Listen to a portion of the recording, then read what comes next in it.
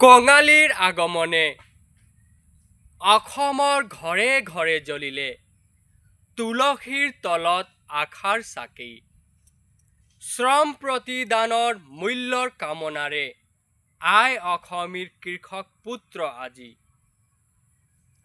মূৰত পাগ লৈ সাজু হ'বলৈ দাৱনী আয়তী হাতত কাঁচি লৈ। কঙালীয়ে আজি থিৰ নথকা মাতে সোণগুটি চপোৱাৰ বতৰা জনালে।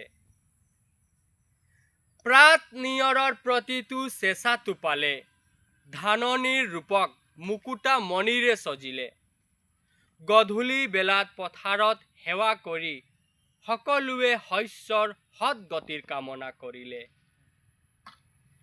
গতিকে সমূহ অসমবাসী ৰাইজক আজি আই অসমীৰ কনিষ্ঠ জীয়ৰী বাপুতি খাহুন কাতি বা কঙালী বিহুৰ আন্তৰিক শুভেচ্ছা জ্ঞাপন কৰিলোঁ।